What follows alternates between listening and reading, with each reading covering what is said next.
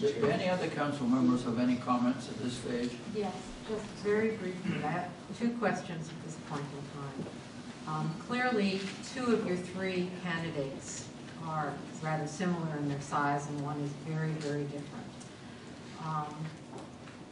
Do you see any difficulty in the kinds of services that small law firm would be able to provide, and also the distance of that small law firm from Atherton? I'll take the second aspect of that question first. We did ask all of the candidates whether travel time would be a significant factor or could be negotiated, and they were all willing to negotiate that. So I think that's something that the council can address when it talks to the candidates that it invites here. So my impression is that will not be a significant factor. You're absolutely correct. You have two traditional firms and a person who is close to a sole practitioner. But I think if you look at his background, you will see he has a depth of experience in municipal affairs as a city attorney that I think matches up very well with the needs of the town of Atherton. He has also certain personal characteristics which only members of the council can evaluate. Speaking as an individual member of the committee, I had great concerns about anyone like that doing it. And then I read his background and how he presents himself and the experience of the attorney who would assist him, who happens to be his daughter, who lives in Hillsborough. And she has, in my opinion, a very good background. Does that answer your question? Yes. The second question, big question, is did any members of the committee have a personal relationship with people in any of these law firms? A personal relationship? Yes. One that we would consider a conflict? Yes. Speaking for myself, no. There were declarations of members of the committee who knew members of these firms. Is that what you're talking about? Yes. Yes. No, I disclosed to members of the firm that I knew several members of one of the candidates, and I disclosed that at the outset.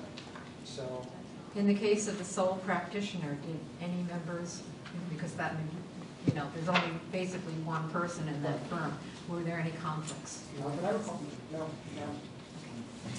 Thank you. Do we have any other council comments? If not, Mr. Mayor, I just wanted to say that I really want to thank the resident members of the committee. I think that they just did an excellent job in helping the process along, and questions and the council advice that gave us. okay, well, if there are no other council comments, I'll open it up to the public for any comments from the public. Any public comments? Well, I don't see any public comments, so in that case, I will ask for a motion to adjourn this special session. Before I make that motion, I would like to thank the citizen group. We did this while I was still mayor, and we did it in order to bring in a lot of attributes that we felt were missing from a council making a choice of a city attorney. And you've spent an inordinate amount of time deliberating this issue and getting feedback not only from council members who were part of your committee, but from other members of the community. So I thank you for your transparency. I thank you for your deliberation.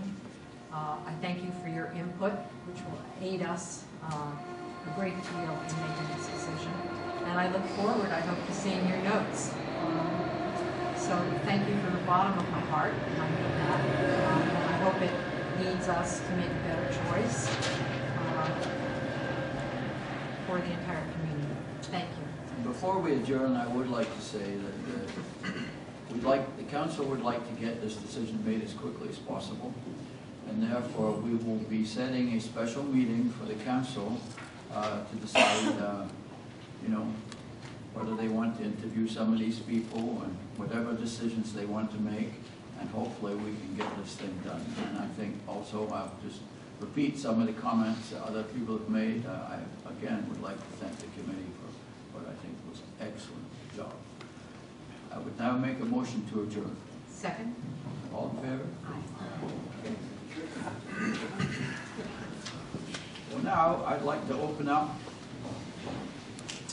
the meeting, the regular meeting, March 16th, which is slightly later than the 7 o'clock here. And first of all, as usual, we will have the pledge of allegiance.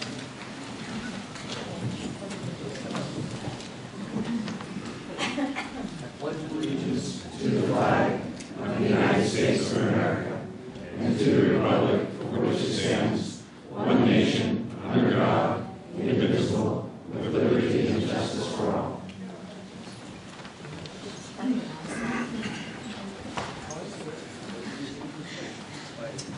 Teresa, can we have the roll call, please? Councilmember Lewis. Present. Councilmember Carlson. Here.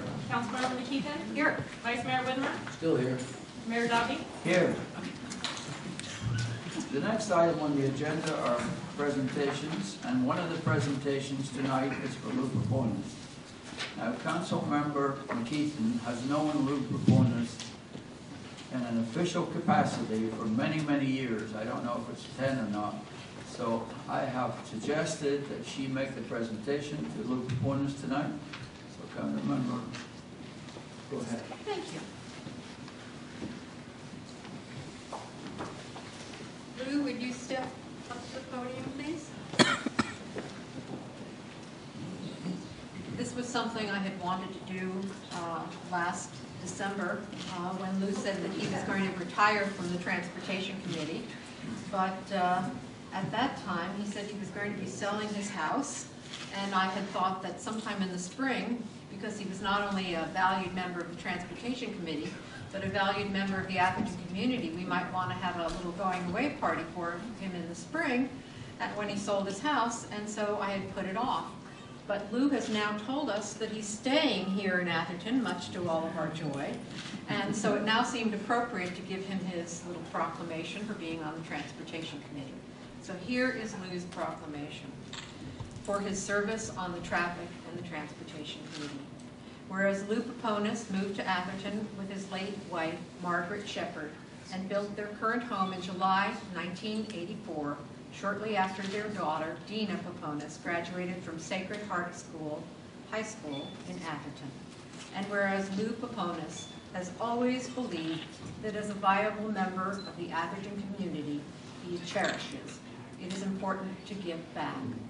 And whereas Lou Proponis was a member of the Board of Directors of the Atherton Civic Interest League for 16 years, assisted his wife Margaret in the extremely successful production of the Atherton Arts Committee Jazz in the Park, assisted Menlo School and Menlo College on several activities throughout the years, acted as a participant on an ad hoc committee to save the demolition of the Douglas Hall at Menlo School, worked with the Atherton Planning Commission and residents of Atherton and Menlo Park on traffic mitigation problems on Emily, and has served 18 years on a neighbors committee which is actively involved and participates in the development of any new structures being built at Menlo School.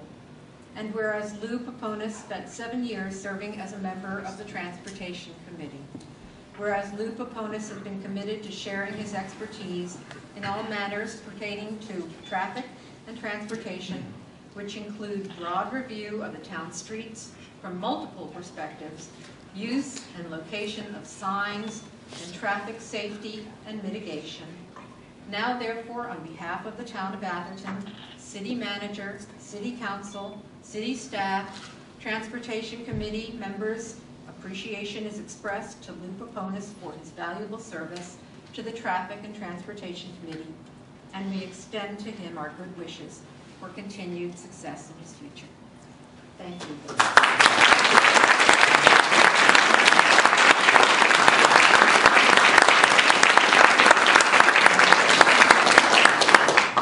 Thank you very much.